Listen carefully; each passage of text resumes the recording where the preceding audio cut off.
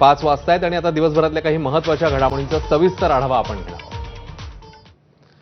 उद्योग क्षेत्रात घुसलेली दादागिरी पुण्याच्या विकासातला अडथळा आहे अशी कबुली मुख्यमंत्री फडणवीसांनी दिली आहे। आमचीच माणसं घ्या, आम्हालाच कंत्राट द्या, आम्ही सांगू त्याच दराने काम करा असा दबाव गुंतवणूक करणाऱ्यांवर टाकला जातोय। दबावाची मानसिकता न संपवल्यास पुण्याचा विकास होऊ शकत नाही असंही मुख्यमंत्री म्हणतात।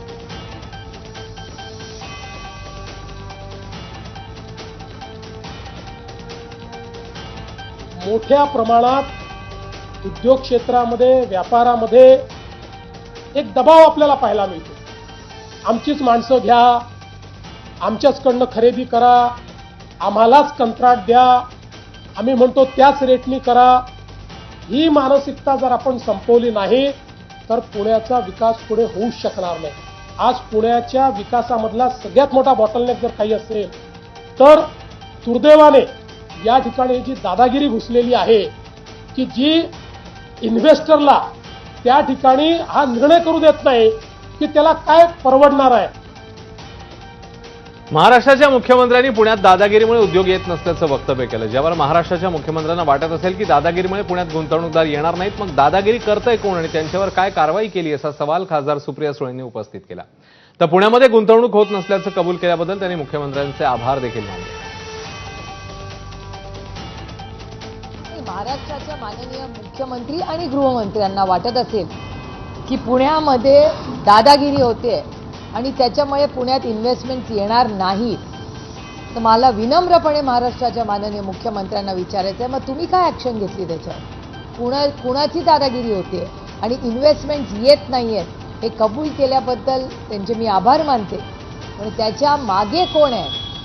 कोण या कॉन्ट्रॅक्टर्सच्या मागे उभे आहेत? कुणाच्या दादागिरीमुळे इन्व्हेस्टमेंट पुणे शहरात येत नाहीयेत आणि याला जबाबदार कोण आहे याचं उत्तर माननीय मुख्यमंत्र्यांना द्यावं लागतं। दरम्यान मुख्यमंत्र्यांचा रोग अजित पवारांकडेच होता। उद्योग क्षेत्रातील दादागिरीमुळे पुण्याच्या विकासामध्ये अडथळा येत असल्याच्या मुख्यमंत्र्यांच्या वक्तव्यावर अंबादास दानवेंनी आता प्रतिक्रिया दिली। ते स्पष्टपणे अजितदादांना बोललेले ते, बाकी काय बोललेले? कारण मी ऐकलं त्यांचं वक्तव्य, ते काही लोक भले दादागिरी करत नसेल पण दादागिरीसारखं त्यांचं वक्तव्य असं ते बोलले। याचाच अर्थ चंद्रकांत दादा तर साधे सरळ व्यक्ती आहे, दुसरे दादा अजितदादाच उरतात, म्हणजे याचाच अर्थ अजितदादांना ते बोललेले आहे। कोणाची गुंडशाही आहे हे एकदा स्पष्ट झालं पाहिजे। पोलीस तुमच्या हातात आहे, सत्ता तुमची आहे, खासदार तिथं तुमचे आहेत, आमदार तिथं तुमचे। यवतमध्ये शांतता प्रस्थापित व्हावी, राज्यात सलोखा निर्माण व्हावा यासाठी आता खुद्द शरद पवारांनीच पुढाकार घेतलाय। यवतमध्ये घडलेल्या हिंसाचाराच्या पार्श्वभूमीवर शरद पवारांनी मुख्यमंत्री फडणवीसांना फोन केलाय। सामाजिक वातावरण बिघडू देऊ नये यासाठी उपाययोजना करण्याची मागणी शरद पवारांनी मुख्यमंत्र्यांकडे केली। राज्यामध्ये धार्मिक तेढ निर्माण करणाऱ्यांवर कारवाईची मागणी पवारांनी केली आहे। यवतमधला तणाव संवेदनशीलपणे हाताळला जावा अशीही अपेक्षा शरद पवारांनी व्यक्त केली।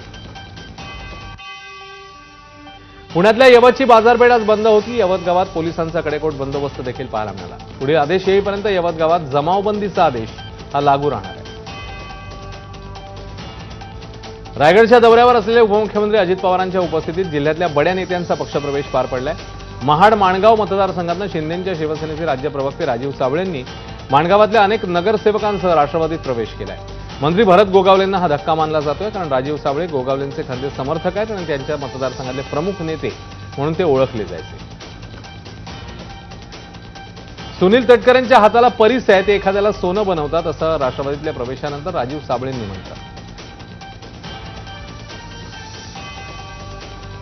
तटकरे साहेबांकडे अशी कला आहे की ते परिस्पर्श त्यांच्या हाताला, एखाद्या दगडाला ते सोनं बनवतात, पण त्यांना उलटी पण कला देवाने दिलेली आहे की ते सोन्याला दगड पण बनवतात। त्याची अनुभूती मला आलेली आहे 3 वेळा दादा, 3 वेळा त्यांनी मला इलेक्शनला पाडलेलं आहे। रायगड जिल्ह्यातील माजी आमदार मधुकर ठाकूर यांचे सुपुत्र प्रवीण ठाकूर यांचा राष्ट्रवादीत प्रवेश पाहायला मिळतोय। काँग्रेसमध्ये आता कुठलाही ताळमेळ उरलेला नाहीये, कार्यकर्त्यांचा आवाज दाबला जातोय अशी प्रतिक्रिया त्यांनी दिली।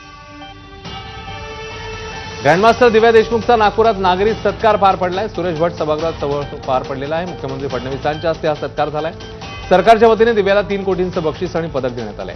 या कार्यक्रमाला महसूल मंत्री चंद्रशेखर बावनकुळे, क्रीडा मंत्री माणिकराव कोकाटे, राज्यमंत्री आशिष जयस्वाल उपस्थित राहिलेले।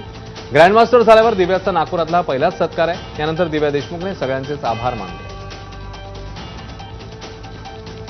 मी मनापासून आभार प्रकट करते की मला इथे बोलवलं आणि माझा सत्कार केलं.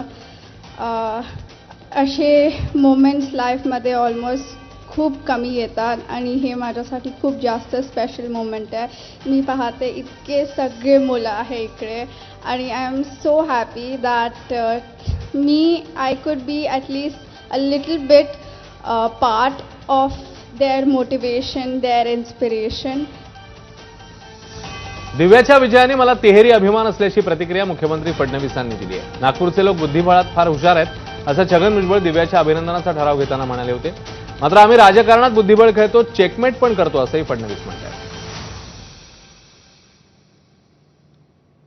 की माझ्या महाराष्ट्राची कन्या, छत्रपती शिवरायांचा महाराष्ट्र, या महाराष्ट्राची कन्या जागतिक स्तरावर भारताचं नाव उंच करते. म्हणून महाराष्ट्राचा मुख्यमंत्री म्हणून मला तुझा अभिमान आहे आणि अर्थातच एक नागपूरकर म्हणून मला या गोष्टीचा अभिमान आहे की माझ्या नागपूरची दिव्या देशमुख हिने संपूर्ण जगामध्ये हा खिताब मिळवला आणि तोही वयाच्या केवळ 19व्या वर्षी दिव्याच्या अभिनंदनाचा प्रस्ताव पारित केला. आणि हा प्रस्ताव पारित होत असताना दिव्या तुझ्यामुळे आम्हालाही कसा सन्मान मिळतो बघ. हा प्रस्ताव पारित होत असताना आमचे भुजबळ साहेब मिश्किलपणे म्हणाले की नागपूरच्या लोकांचं बुद्धिबळात जरा जास्तीच थोडं त्या ठिकाणी त्यांना गती आहे आणि ते जास्तीच बुद्धिमान दिसतात. अशा प्रकारे तुझ्यामुळे आम्हालाही, आम्ही पण बुद्धिबळ खेळतो पण आम्ही राजकारणात खेळतो. आम्ही नॉकआउट करतो, आम्ही चेकमेट करतो.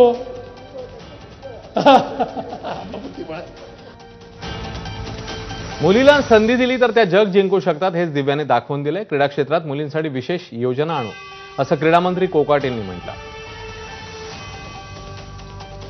आज दिव्याच्या यशातून आपल्याला एक गोष्ट शिकायला मिळते की मुलींना संधी दिली, योग्य प्रशिक्षण दिलं आणि प्रेरणा दिली तर त्या जग जिंकू शकतात.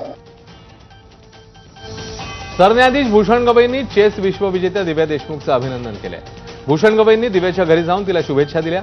तसंच दिव्याच्या कुटुंबियांशी चांगलं नातं असून तिचा विजय कौटुंबिक आनंदाचा क्षण आहे असं गवई म्हणाले. दिव्याचं कर्तृत्व म्हणजे दिव्य आहे आणि आमच्यासाठी, माझ्यासाठी, आमच्या गवई कुटुंबासाठी जे तो एक कौटुंबिक आनंदाचा प्रसंग आहे. आमचे आता ही 3री जनरेशनची आहे. माझे वडील दादासाहेब गवई आणि आमचे के. जे. देशमुख मामा हे एकदम जवळचे मित्र होते. या घडी राज्यभरातील शाळांमध्ये विद्यार्थी देशभक्तीपर गीतांवर कवायत करणार आहेत. शिक्षण मंत्री दादा भुसेंच्या संकल्पनेतून राज्यभरातल्या शाळेत उपक्रम राबवला जाणार आहे. स्वातंत्र्य दिनापासून उपक्रमाला सुरुवात होईल. शालेय शिक्षण विभागाच्या उपक्रमाच्या पार्श्वभूमीवर राज्यभरातल्या शाळांमध्ये तशी तयारी सुरू आहे. मंत्री भुसे यांनी मालेगाव तालुक्यातील टेहरे येथील शिवसंस्कार या सैनिकी शाळेत भेट देत तयारीचा आढावाही घेतलाय. देशभक्तीपर गाण्यांवर कवायत हा उपक्रम दर शनिवारी या ठिकाणी साजरा होणार आहे.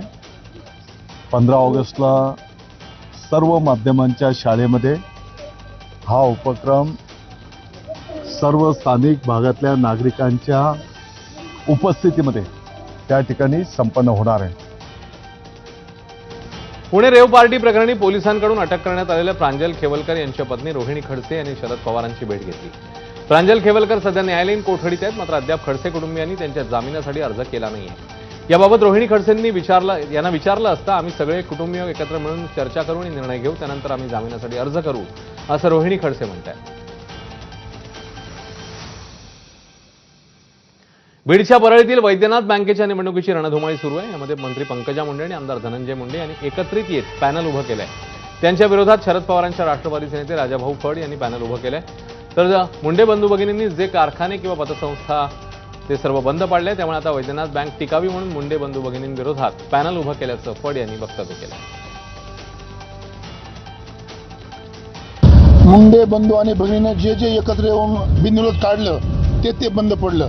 जगमित्र सुधीगिरणी खाऊन टाकली, वैद्यनाथ कारखाना ऐकून टाकला. त्यासाठी ही वैद्यनाथ बँक टिकाव म्हणून आम्ही लोकशाही पद्धतीनं त्याची निवडणूक झाली पाहिजे म्हणून आम्ही ह्या वैद्यनाथ बँकेमध्ये आमचा कसा का असं आम्ही पॅनल तुटका फुटका असला तरी उभा केलाय. महादेव मुंडे खून प्रकरण सध्या राज्यभरात चांगलंच गाजतंय. महादेव मुंडे हत्येपूर्वी दुचाकीवरून गेलेली ती दुचाकी पोलिसांनी ताब्यात घेतली. आरोपी मात्र फरार आहे. 21 ऑक्टोबर 2023ला महादेव मुंडे यांची तहसील समोरील मैदानात निर्घृण हत्या झालेली. त्यांच्या पत्नी ज्ञानेश्वरी मुंडेंनी मुख्यमंत्र्यांची भेट घेतल्यावर तपासाला वेग आलाय. मुंबई अहमदाबाद बुलेट ट्रेन प्रकल्पासाठी जागा संपादन सुरू असताना तलासरी तालुक्यातील झरी गावातील प्रकल्पाचं काम करणाऱ्या ठेकेदार कंपनीचं प्रीकास्ट गोदाम वादाच्या भोवऱ्यात अडकलंय. आदिवासी आणि बिगर आदिवासी खातेदार असलेल्या झरी येथील एक गोळा प्लॉट मधील जमीन बिगर आदिवासी खातेदाराने बुलेट ट्रेन ठेकेदार आंतरराष्ट्रीय कंपनीला परस्पर गोदामासाठी भाड्याने दिल्याचा आरोप आहे. सातारा जिल्ह्यासह कोयना धरण महाबळेश्वर परिसरात पावसाचा जोर मंदावला. कोयना धरणाचे सर्व वक्र दरवाजे आणि पायथा विद्युतगृह हेही बंद केल्यानं नदीपात्रात सोडण्यात येणारा पाण्याचा विसर्ग पूर्णपणे थांबलाय. कोयना धरणात सध्या 87 टीएमसी पाणी साठलेला असून धरण भरण्यासाठी अजूनही 18 टीएमसी पाण्यासाठी गरज आहे. करमाळ्यातील कुंभेज गावात एका मुस्लिम कुटुंबियाने चक्क गायीचं डोहाळ जेवण केलंय. मुस्लिम असूनही गोमातेचं पूजन करत असल्याने कुटुंब सध्या चर्चेचा विषय ठरले आहे. हे मुस्लिम कुटुंब गेली 10 वर्ष आपल्या गायीचे डोहाळ जेवण करत आहे. परभणीत महावितरणचा भोंगळ कारभार समोर आलाय. 2 वर्षांपूर्वी वीज कनेक्शन काढून ही निवृत्त पोलीस अधिकाऱ्याला नियमित वीज बिल येत होतं. वीज कनेक्शन नसताना त्यांना 28,000चं बिल देण्यात आल्याची तक्रार आहे. अशोक पवार यांनी 2 वर्षांपूर्वी त्यांच्या वडिलांच्या नावाने वीज कनेक्शन कट केलेलं. मात्र तरीही त्यांना दर महिन्याला बिल देण्याचं काम महावितरण कंपनीकडनं सुरू आहे. कोल्हापूरच्या वर्षानगरमधील भरवस्तीत प्रस्तावित असलेल्या सांडपाणी प्रक्रिया प्रकल्पाला स्थानिकांनी तीव्र विरोध केलाय. यावेळी प्रकल्पाचं काम सुरू करण्यासाठी आलेल्या महापालिका कर्मचारी आणि अधिकाऱ्यांमध्ये जोरदार शाब्दिक चकमक झाली. महापालिकेचे अधिकारी आणि नागरिकात जोरदार शाब्दिक चकमक झाली. नागरी वस्तीत उभारला जाणारा सांडपाणी प्रक्रिया प्रकल्प नागरिकांच्या आरोग्याला धोका निर्माण करणारा असल्यानं हा प्रकल्प इतरत्र हटवावा अशी मागणी करण्यात आली आहे. बुलढाणा मतदारसंघातल्या शिंदेंच्या शिवसेनेचे आमदार संजय गायकवाड, जळगाव जामोद मतदारसंघातले भाजपचे आमदार संजय कुटेनी त्यांच्या निवडीविरोधात दाखल असलेली निवडणूक याचिका फेटाळण्यासाठी उच्च न्यायालयाच्या नागपूर खंडपीठाकडे अर्ज केलेला आहे. यावर याचिकाकर्त्यांना 15 ऑगस्टपर्यंतचं उत्तर सादर करण्याचे निर्देश न्यायालयाने दिले. या संपूर्ण प्रकरणावर 22 ऑगस्टला नागपूर खंडपीठात अंतिम सुनावणी होणार.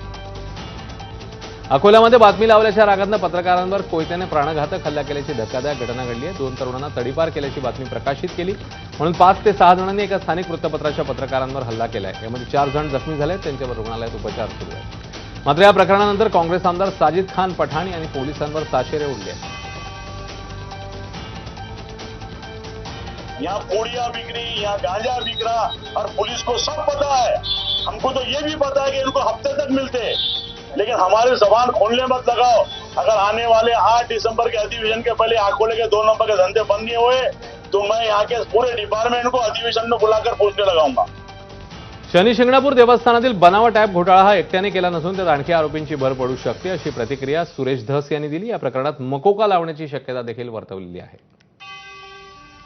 बेस्टचे कंत्राटी कर्मचारी संपावर ठाम आहेत. कमी मासिक वेतनात अधिकचं काम करावं, महिला कर्मचाऱ्यांना असुरक्षित वातावरण या सगळ्याच्या विरोधात मतदान घेत कर्मचाऱ्यांकडून संप करण्यात आलाय. 8 ऑगस्टला पुढची दिशा ठरणार.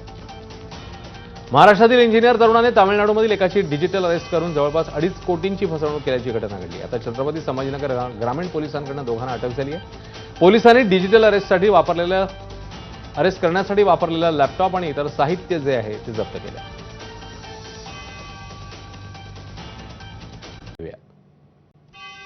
अमरावतीच्या वरुडमधील बेसखेडामध्ये विजेची तार अंगावर पडल्यानं शेतकऱ्याचा जागीच मृत्यू झालाय. शेतात डवरणी करत असताना ही घटना घडली आणि यामध्ये शेतकऱ्यासह 2 बैलांचा मृत्यू झाला.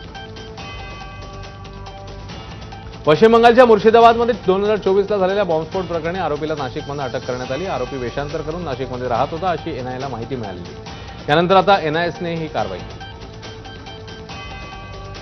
महापालिकेच्या रुग्णालयातील रुग्ण पळवणारे सोलापुरातील श्रेयस नर्सिंग होम अखेर सील करण्यात आले. आशा सेविकांना आमिष दाखवून शासकीय रुग्णालयातील रुग्ण खासगी रुग्णालयात नेल्याचा गोरखधंदा उघड झालेला. त्यानंतर ही कारवाई झाली. बीड जिल्हा कारागृहात मोबाईल आढळून आलेल्या कैद्याची लातूर कारागृहात रवानगी करण्यात आली आहे. गांजा आढळून आलेल्या कैद्याची शिवाजीनगर पोलिसांकडून कोठडीत चौकशी करण्यात आली. त्यामुळे कारागृह अधीक्षकांची देखील बदली करण्यात आली आहे. पालघरच्या माहीम येथील एसबीआयचं एटीएम फोडून चोरट्यांनी लाखोंची रोकड लंपास केली. चोरीचे पुरावे नष्ट करण्यासाठी चोरट्यांनी एटीएमला आग लावली. पालघरच्या अनेक भागात आजही एटीएम बाहेर सुरक्षा रक्षक नसल्यानं एटीएममध्ये चोरीचे प्रकार वाढले. वर्ध्याच्या हिंगणघाटमध्ये चोरीचा प्रयत्न करणाऱ्या 2 आरोपींना अटक झाली आहे. चोरट्यांनी घरात प्रवेश करत चाकूचा धाक दाखवत चोरीचा प्रयत्न केला होता. हिंगणघाट पोलिसांनी 24 तासात आरोपींचा शोध घेऊन आरोपींना अटक केली. नागपुरात दारूच्या नशेत कार चालवणाऱ्याला अटक झाली आहे. कारमधून पिस्तूलसह जिवंत काडतुसं जप्त करण्यात आली आहे. नागपुरातील कोतवाली पोलिसांनी ही कारवाई केली.